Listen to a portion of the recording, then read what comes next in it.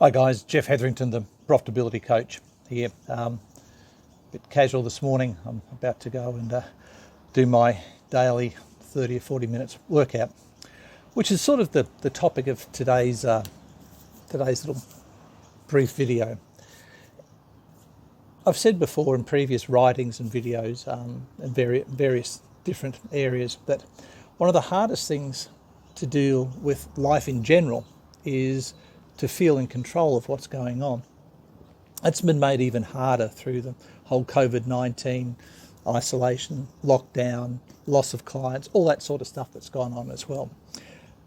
And increasingly I see, talking to friends, colleagues, current and past clients, there seems to be this real sense of people feeling battered and adrift and out of control, or rather not in control at all. So they're frustrated and their anxiety levels are going up through the roof.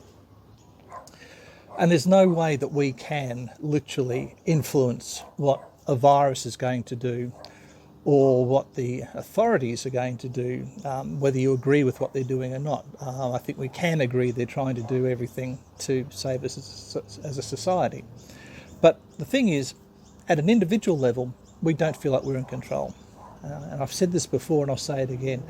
The only way you can battle anxiety in circumstances where so much is going on and knocking you from pillar to post and you can't control it is to find things in your life that you can control and then exert that control over those things. Now, I've just said I'm dressed like this.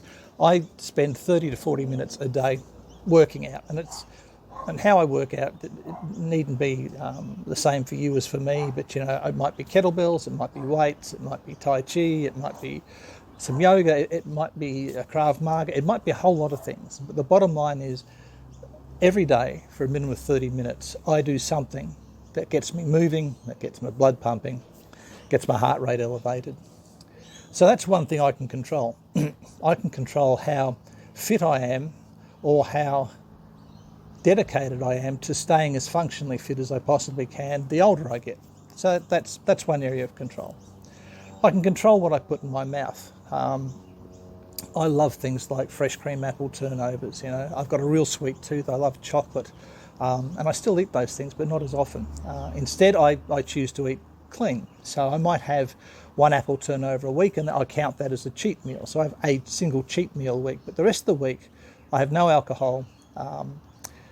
I eat good nutritious foods, mainly vegetables with some good protein on the side. I try and avoid overly processed foods and overly processed carbs. Again, why? It's probably better for my health, but secondly, it's an area I can control. I make sure I read. I'm a voracious reader. Those of you who know me know that I knock off 3, 4 or 5 books a week and have done for decades. That's just the way I go. I love feeding my head, so that's an area I've got control in. But increasingly what I'm doing is I'm having less patience for books that don't meet the requirements or their advertising. In the past, I would get into a book and I would go, well, I bought it, I'm going to read it and I'll get through to it and I'll take notes or whatever. Now I don't. If the book doesn't grab me in 30 pages, I get rid of it. Recently, I've been very disappointed with a couple of very high-profile business books, which, quite frankly, I did finish, but they were crap. They could have been written in 70 pages instead of 270 or 370 pages. And obviously a lot of the people who made comments on them were either good friends, family friends, or they owed the authors a great deal of money. So I've been very disappointed. So hence I've decided I'll take control of my reading and I'll give a book an arbitrary amount of 30 to 60 pages. And if it's not delivering on what it's promised, I'll get rid of it. Same, doesn't matter, it's fiction, biography, business, I'll get rid of it, because it puts me in control a bit more of my time, so I can spend my time reading things that matter or interest me or actually do some good and feed my head some more. I can control how I react to things, not superhumanly, but, as was said in the book, Man's Search for Meaning, we can't control what happens to us, but we can, to a large degree, control how we react to it. So I'm choosing to try and take that pause before I react. I'm trying not to have a hair trigger reaction to what goes on around me. If you're physically a threat, obviously that's a great thing. You want to turn that off. But in terms of interaction with people or interaction with things that happen to me, an unexpected bill or or a client who just suddenly pulls the pin, that type of stuff. Whereas once I would have really reacted quickly, instantaneously and badly. Now I'm stopping, I'm pausing, and I'm taking some time. I'm exerting a little bit more control there. So I suppose what I'm saying here is the external stuff we can't control. And you know that, I know that. But the stuff to do directly with us, to do with our well-being, to do with our physical environment, to do with how we react to the things that the external environment imposes on us, all of that is largely under our control. And when you're feeling battered by the vagaries of fate, when you're feeling adrift on the seas of chance, when life's really not running the way you expected it to or you wanted it to, and when people may be letting you down, whether they be clients or relatives or whatever, people will let you down. Point is, your anxiety level's going up. You're feeling helpless. It would be very easy to crawl inside a bottle for some people. I've spoken to a couple recently who are seriously contemplating spending the next week drunk, which isn't going to help anything. Or you want to sit in the corner with your thumb stuck in your mouth. Bottom line is we can't control a lot of it, but the things we can control, if we're going to be mature human beings, if we're going to be adults, then that's what we've got to do. We've got to exhibit control.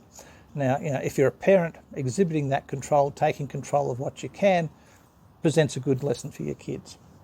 If you're in a relationship, it is very much a good example for your partners. If you're in a business, it doesn't matter whether you're one of the bosses, whether you're one of the owners, whether you're one of the workers.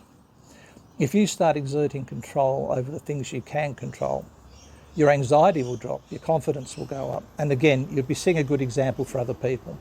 And there's all sorts of research that have shown that in times of stress and struggle, when there are people who are staying calm and exerting as what control they can, it tends to have a ripple effect. Not everyone will be able to do it, but it seems to positively affect the mood and the outcomes for people around them. Anyway, it's quite a long rant today, but seriously, if you want to live what I call a profitable life, which is about more than money, but it's about having a good time and really sort of profiting from the hard work you've put in your earlier years and you're still putting in now, then you need to be doing things like that. You need to be looking at what things can I control and then deciding how to control them. Whether it's what time you get up in the morning, what time you go to bed, how much time you make the conscious decision to spend binge watching something on Netflix. A lot of things are under your control. The key thing is to identify them and decide which things to do which are going to be positive and make you feel better about yourself or your circumstances, and then go for them. Anyway, I'm Jeff Hetherington. Be well, take care, stay safe. I'll talk to you soon.